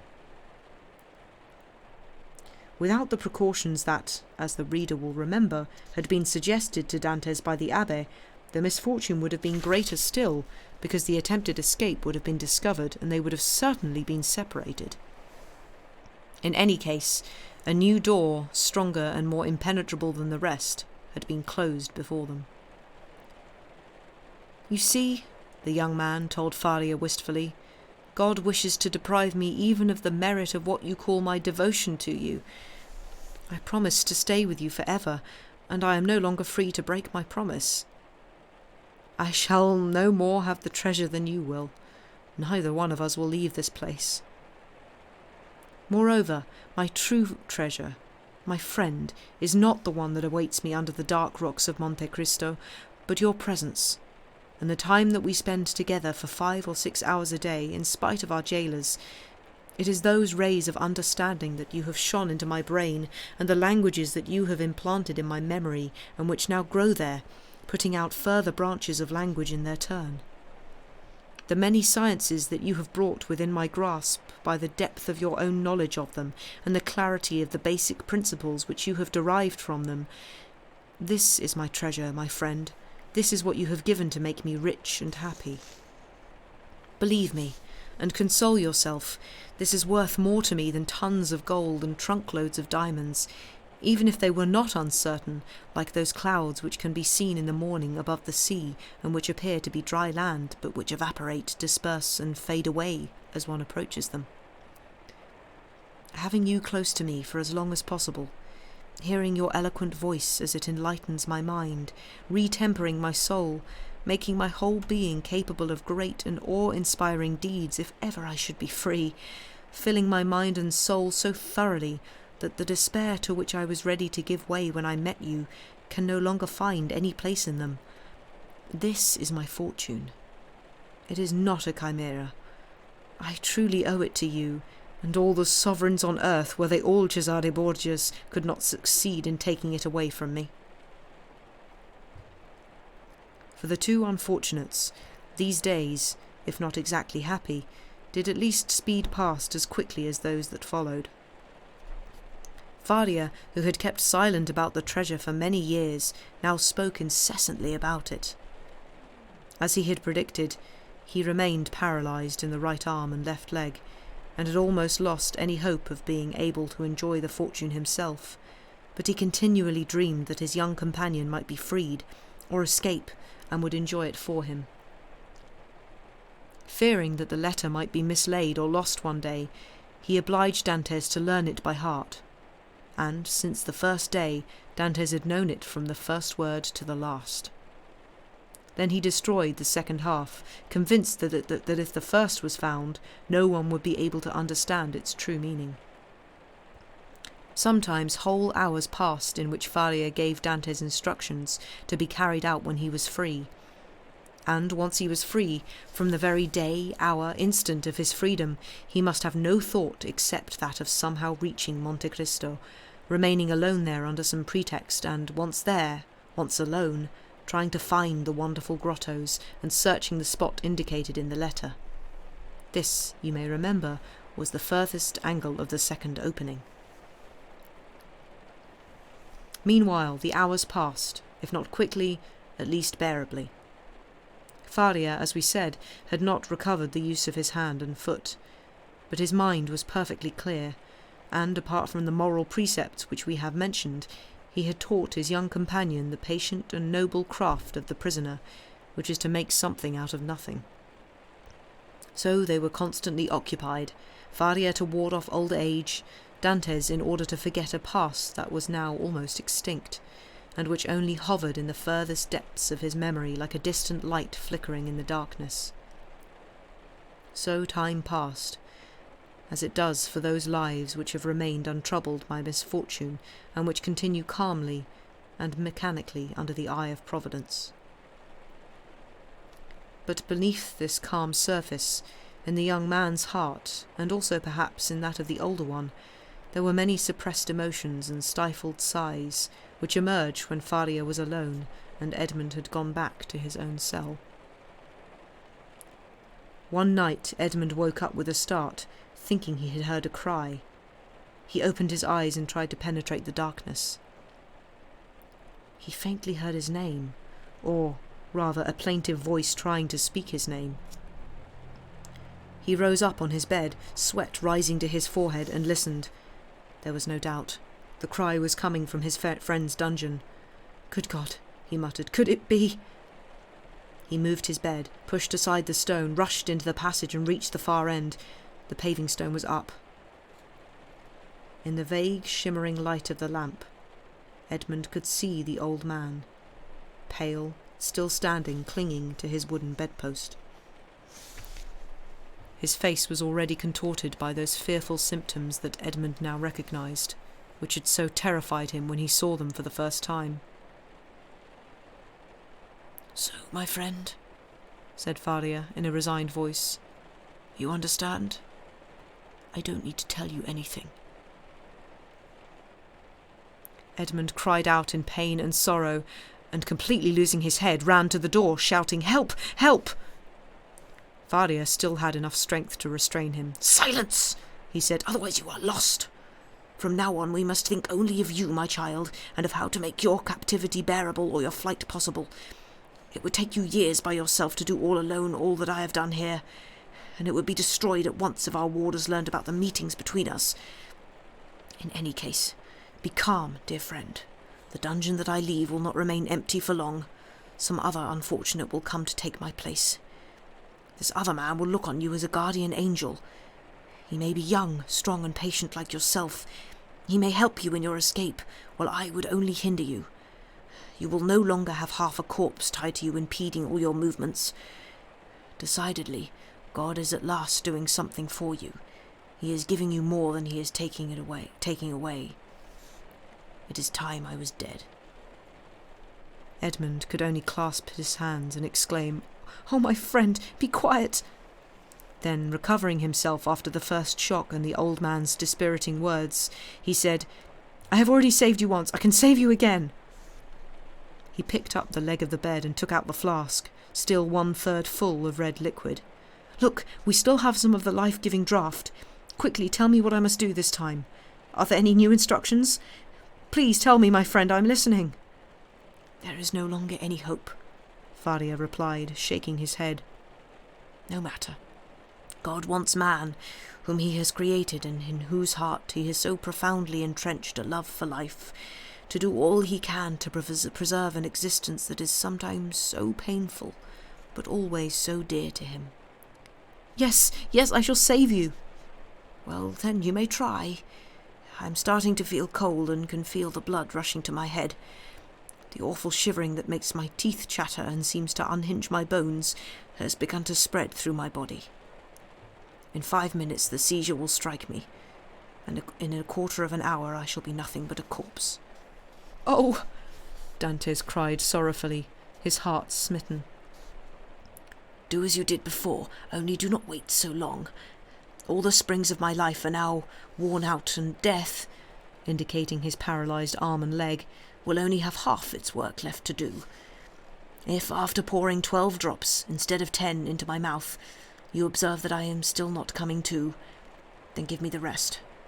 Now, take me to my bed. I cannot stand up much longer."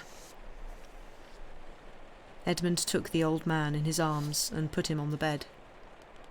"Now, my friend," said Faria, "the only consolation of my unhappy life, you whom heaven has given me, late but given me nonetheless, an inestimable present, for which I thank it. At this moment when we are to be separated forever, I wish you all the happiness and prosperity that you deserve. My son, I bless you." The young man fell to his knees, pressing his head against the old man's bed. "But above all, listen to what I am telling you in these final moments. The Spada's treasure does exist. God has abolished all distance and every obstacle for me. I can see it at the bottom of the second grotto. My eyes penetrate the depths of the earth and are dazzled by such riches. If you manage to escape, remember that the poor Abbess, whom everyone believed mad, was not so. Hasten to Monte Cristo. Take advantage of our fortune. Enjoy it. You have suffered enough." A violent trembling interrupted his words. Dantes looked up and saw the eyes becoming bloodshot. It was as though a wave of blood had flowed up from the chest to the forehead. Farewell, farewell," the old man murmured, convulsively grasping the young one's hand. "Adieu." Not yet, not yet, Dantes cried. Oh, God, do not abandon us. Help him! Help! Help! Be quiet, the dying man muttered. If you can save me, we must not be separated. You are right. Oh, yes, have no fear, I shall save you. And though you are suffering a great deal, you seem to suffer less than the first time. Do not be deceived.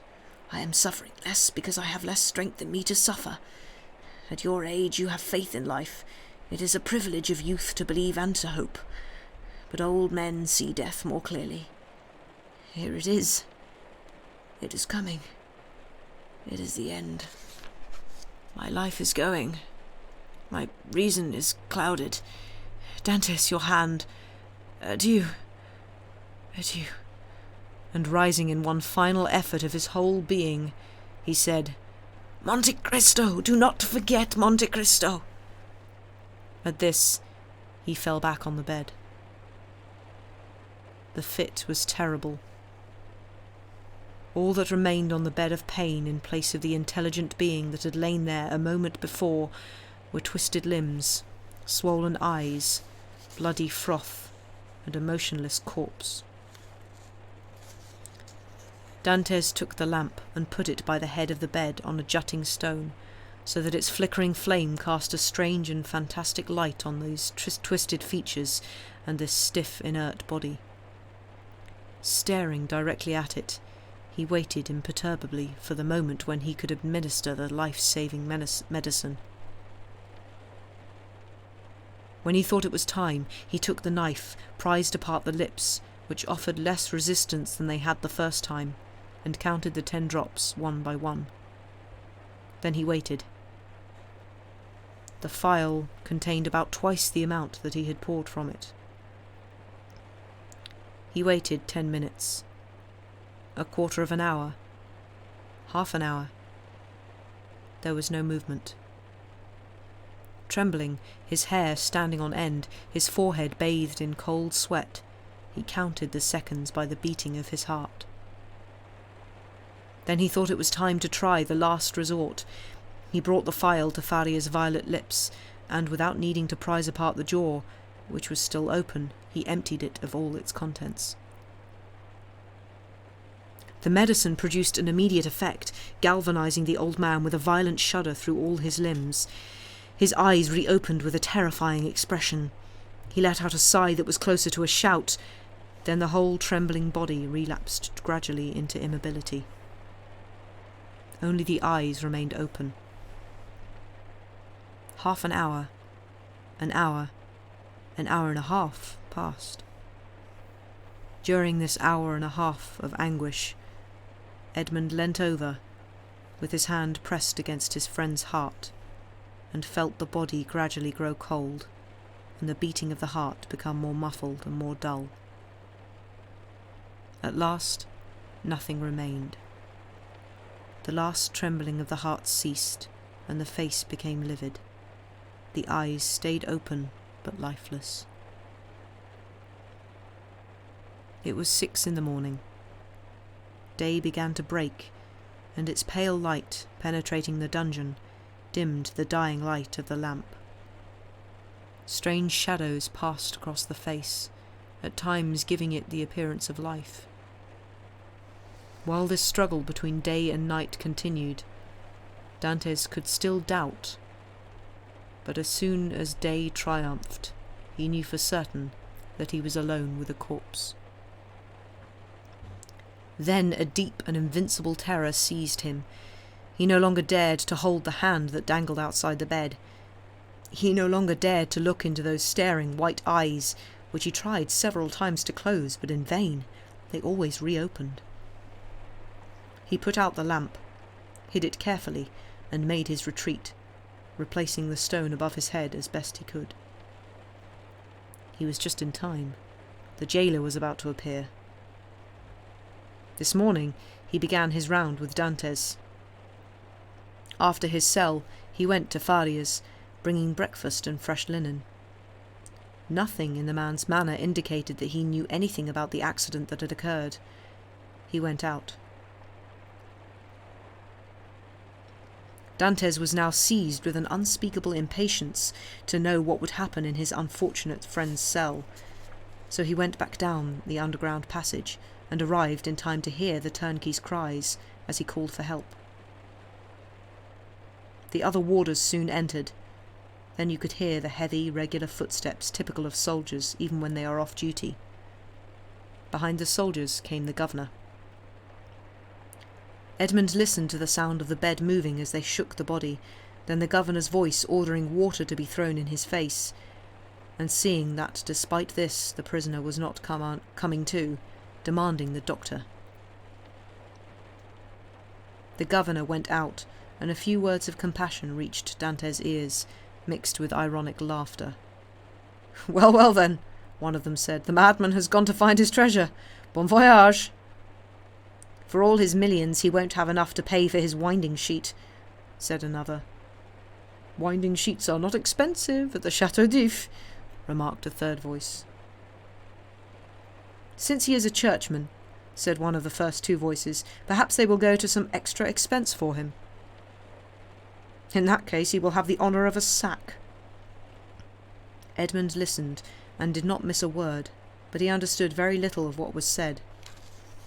Soon the voices faded, and he decided that the men had left the cell. However, he did not dare go in. They might have left a turnkey to guard the body. So he remained silent and motionless, hardly daring to breathe. When someone returned, it was the governor, followed by the doctor and several officers. There was a brief silence. Obviously the doctor was going up to the bed and examining the body. Then the questions began. The doctor diagnosed the patient's condition and declared him dead. The questions and answers were delivered with a nonchalance that infuriated Dantès. It seemed to him that everyone should feel at least part of his own affection for the poor abbé. "I'm sad to hear it," the governor said in reply to the doctor's confirmation of the old man's death. "He was a mild and inoffensive prisoner, who delighted us with his follies, and was above all easy to guard." "As for that," said the warder, "we could not have guarded him at all, and I guarantee that this one would have stayed here 50 years without once attempting to escape." "However," the governor continued, "as I am responsible in this matter, I think that, certain as you are, and I don't doubt your competence, it is important as soon as possible to ensure that the prisoner is truly dead." There was a moment of utter silence, during which Dantès, still listening, guessed that the doctor must be examining the body for a second time. "You can set your mind entirely at rest," he said shortly. "He is dead, I guarantee it." "But as you know, monsieur," the governor insisted, "we are not satisfied in such cases with a simple examination. So, despite all appearances, please complete your duties and carry out the formalities prescribed by law." "Let the irons be heated," said the doctor, "but in truth this is quite a useless precaution." The order to heat the irons made Dantès shudder. He heard steps hurrying back and forth, the door grating on its hinges, some comings and goings inside the cell, and a few moments later a turnkey returning and saying, "Here is the brazier with a hot iron." There was a further moment's silence, then the sound of burning flesh, emitting a heavy, sickening odour which even penetrated the wall behind which Dantès was listening, horrified. At the smell of burning human flesh, sweat bathed the young man's brow, and he thought that he was about to faint. "You see, governor, he is indeed dead," said the doctor. "A burn on the heel is conclusive. The poor idiot is cured of his folly and delivered from his captivity." "Wasn't he called Faria?" asked one of the officers accompanying the governor. "Yes, monsieur, and he claimed that it was an old family. He was certainly very well educated, and even quite reasonable on any matter not touching his treasure. On that, it must be said, he was intractable."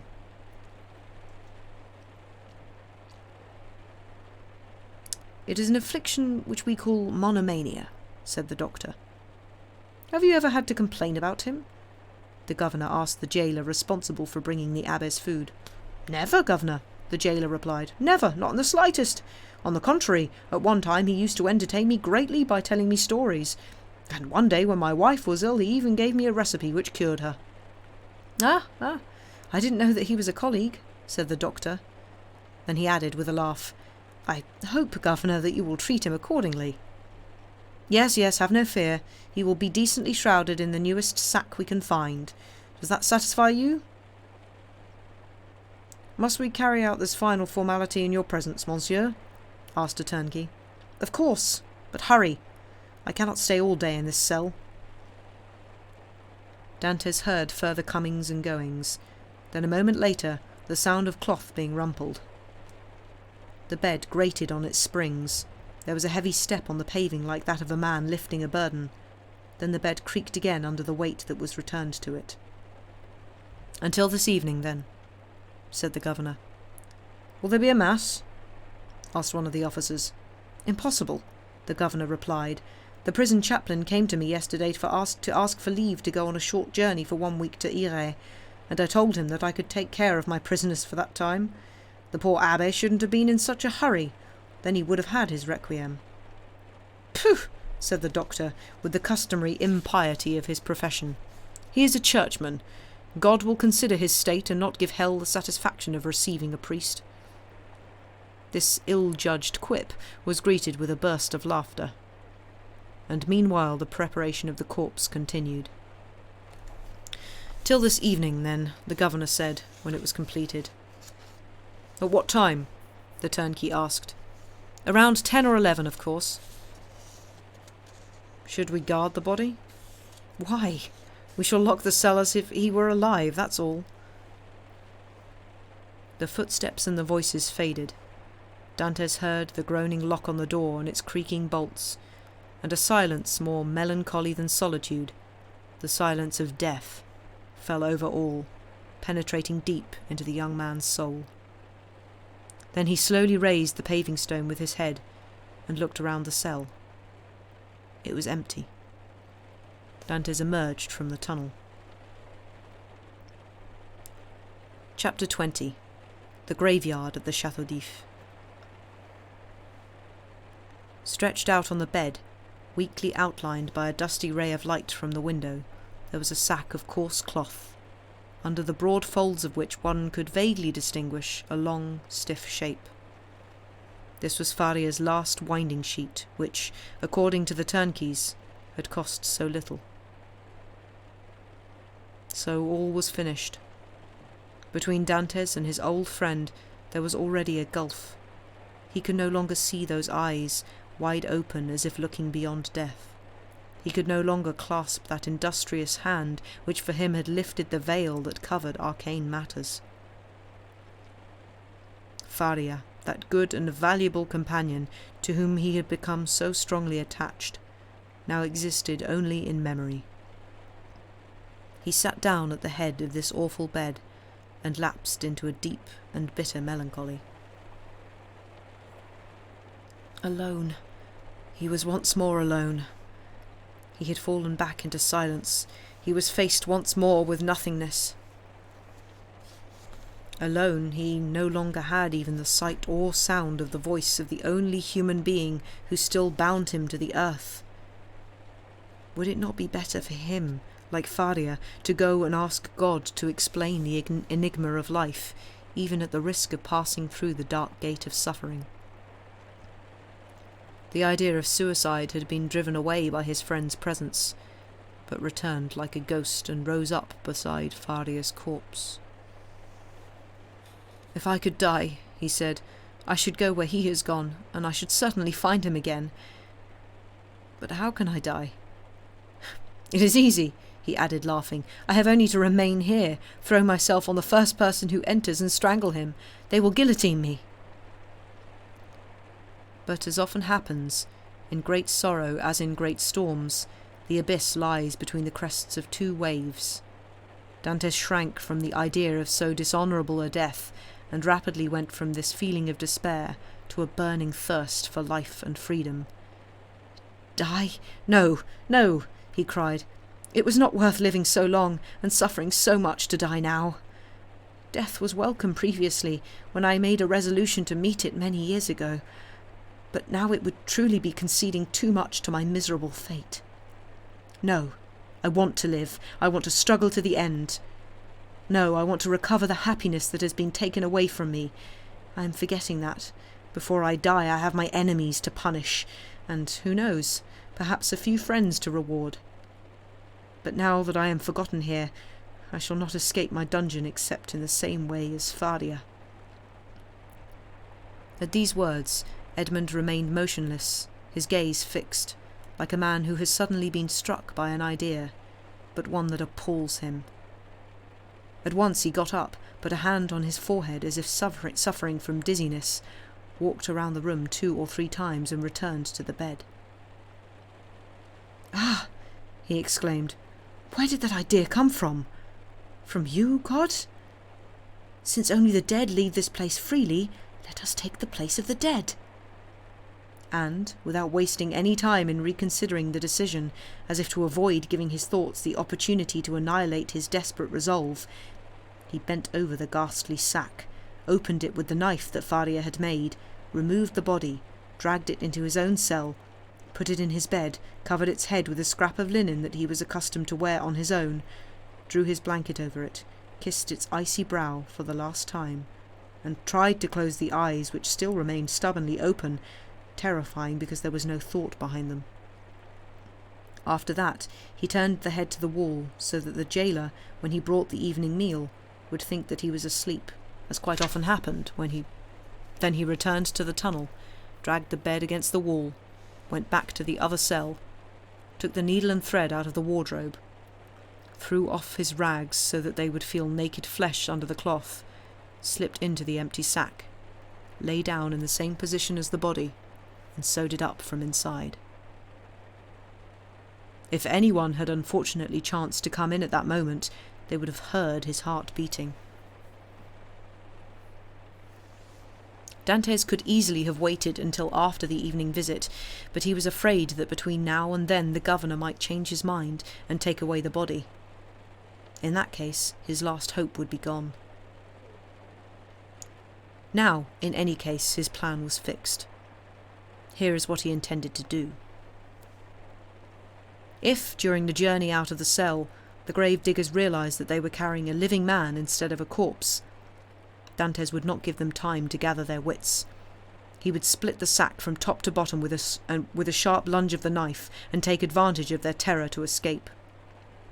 If they tried to stop him, he would use the knife.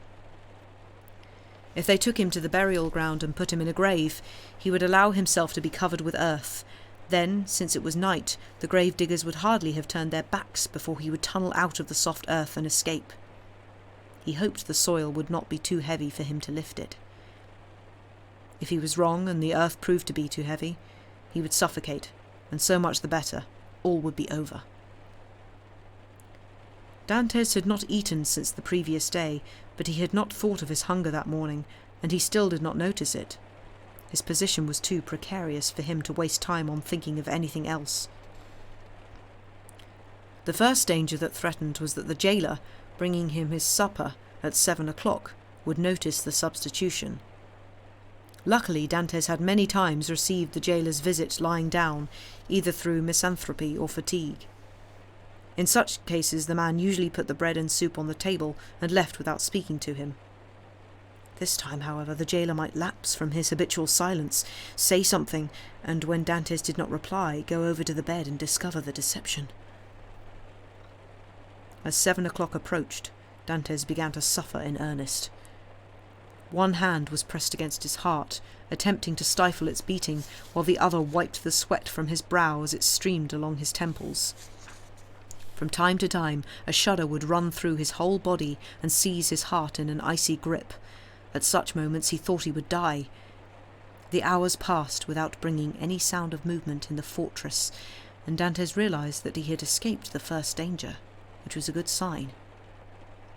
Finally, at around the time appointed by the governor, footsteps were heard in the stairway.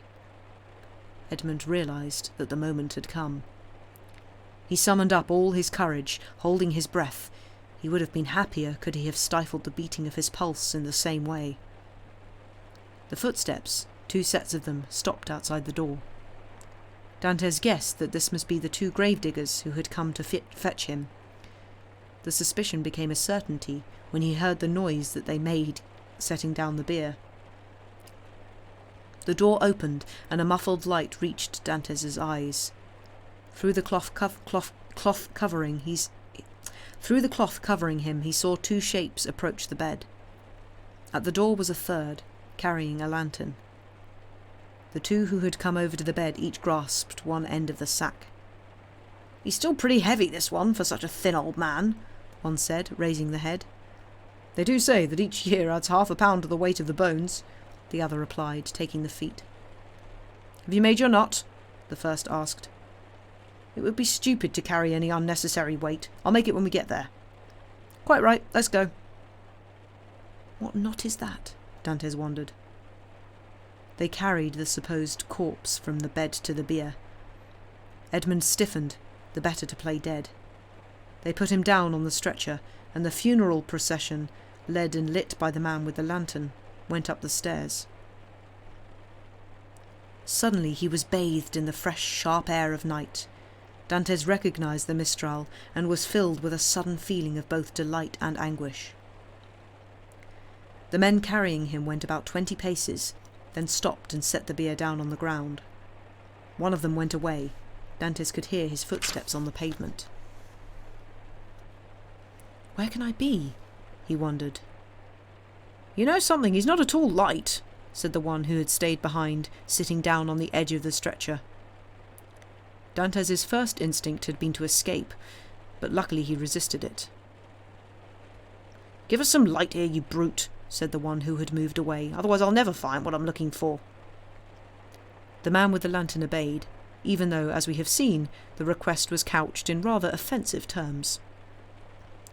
"What can he be looking for?" Dantes wondered. "No doubt a spade." A satisfied exclamation indicated that the gravedigger had found whatever it was he needed. "At last," the other made. "You made a hard job of it." "Yes, but there's nothing to be lost by the delay." At these words he went over to Edmund, who heard something heavy and resounding being put down beside him. At the same moment a rope was bound tightly and painfully around his feet. "Well, have you done the knot?" asked the gravedigger, who had remained idle. "And done it well," said the other, "I guarantee." "In that case, let's be going." And the bier was lifted and carried forward. They took about 50 paces, then stopped to open a gate before carrying on.